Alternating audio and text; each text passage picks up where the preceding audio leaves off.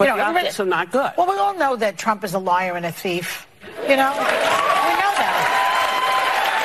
So it's not that big a jump to say that he obstructed and he lied. We don't think that Biden is a liar and a thief, so we give him the benefit of the doubt. That's partly what's going on.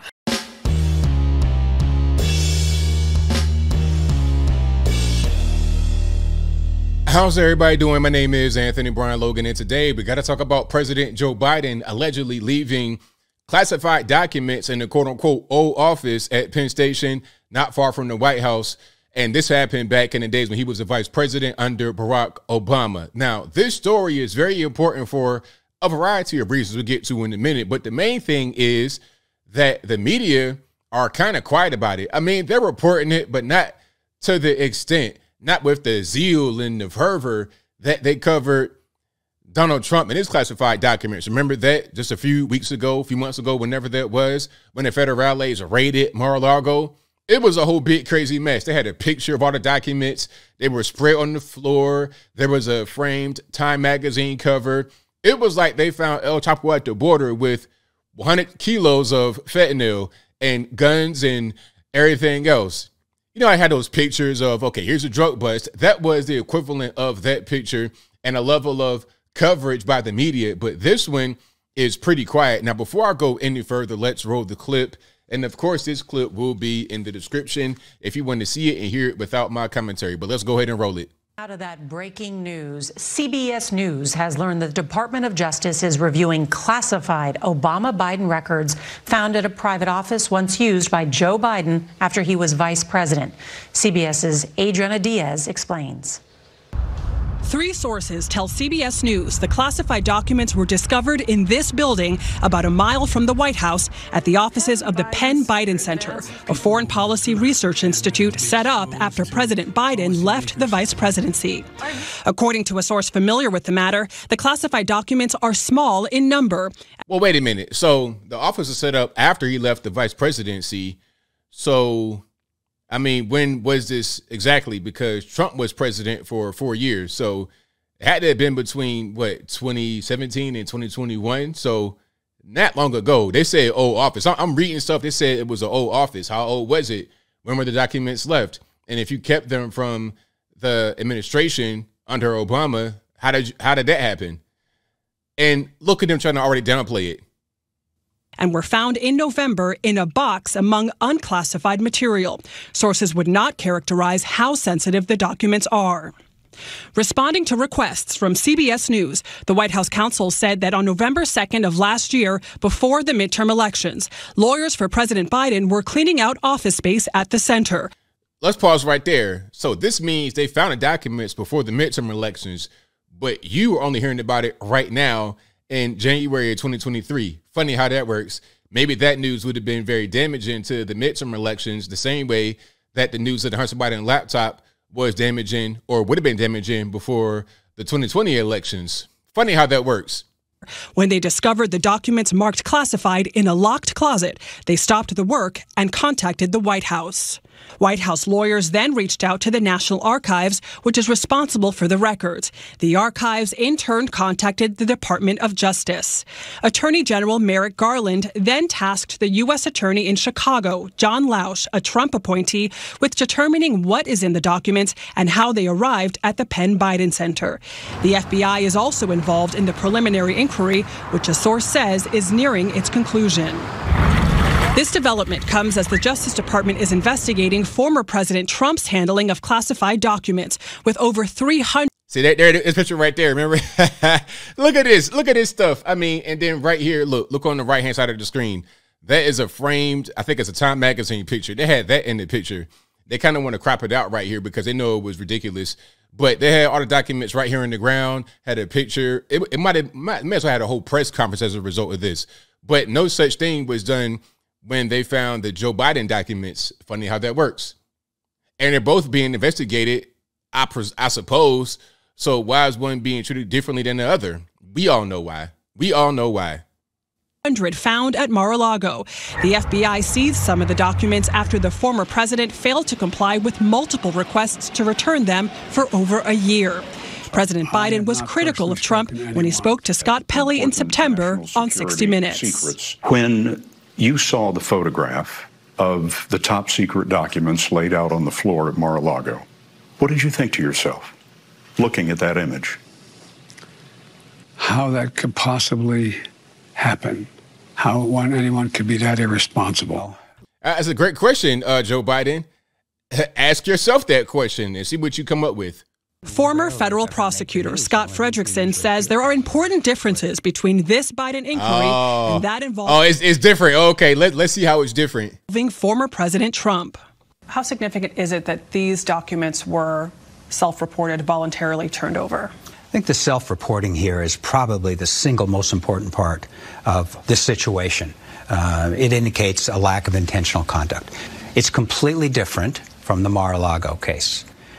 Self-reporting? What you mean self-reporting? They found the documents and then they had to tell, okay, we got documents over here, but they were over there just sitting in the office chilling, and they shouldn't have been there because this was after he was the vice president. So why did he have them to begin with? He took them from the White House when he was the vice president and had them. You see what I'm saying? It doesn't make any sense. I don't think it's really a big deal either way, but I think it's a big deal when Trump does something like this. So it's got to be the same level of attention paid to both. It can't just be, oh, well, since you did it, it's a problem, but when I do it, it's not. That's not how that should work. Which tends, based on reporting, to indicate there was intentionally activity to take those documents. And do what with them? And do what? Like they were just sitting in boxes the same way they were sitting in boxes at the Penn Station office. So what's the difference? You tell me. What was he going to do with the documents? He had already seen them. So what was he going to do? Sell them on eBay? I mean, come on, be for real. Adriana Diaz is here with us. So where are these documents now? Well, Nora, the White House counsel's office tells us that the National Archive retrieved the documents the day after they were discovered, and they are now in a secure location. Now, the U.S. Attorney's review is nearing its completion, and then the Attorney General will decide if a criminal investigation is warranted. Adriana Diaz with that new reporting. Thank you so much. So there you have it. That is the whole situation with Joe and the documents. Now, let's go back to that View clip. Let's go back here because this clip is indicative of how the media want to handle this. They want to handle it with kid gloves, give him the benefit of the doubt. Just because he's a Democrat, he's on the left, and his name is Joe Biden. If this was Donald Trump, they would not give him any kind of grace, no, nothing, because he's Trump, he's on the right, he's the enemy, and that's that. That's the only difference between these two cases, in my humble opinion. If you think differently, please let me know in the comments below. Let's go ahead and roll this clip here. Really, I think that what you just said is right, that there are differences in what happened. Yes, but the optics are not good. Well, we all know that Trump is a liar and a thief. You know, we know that. So Whoopi says the documents are not good. Either way, I suppose. I hope she's not saying the documents are not good just for Trump, and they are good for Biden. I mean, classified documents in boxes in an unsecured location is the same thing that happened in both situations. So they should be treated with the same level of intensity. It shouldn't be kid gloves for one and then iron fists for the other. So it's not that big a jump to say that he obstructed and he lied. We don't think that Biden is a liar and a thief, so we give him the benefit of the doubt. That's partly what's going on. Well, you speak for yourself. I think he's a liar and a thief. Shout out to Ukraine. Shout out to Burisma Holding. Shout out to his son, the crackhead Hunter. I think he's a liar and a thief. You may not agree, but that's your opinion, and that's fine. Let's keep on going.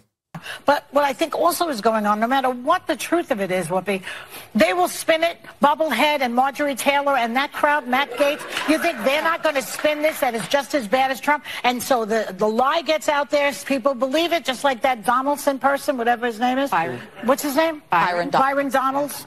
I saw him also. He was at the fight on the floor, too, wasn't he? He was nominated for Speaker a number of times. By two people. Yeah. He's the new darling.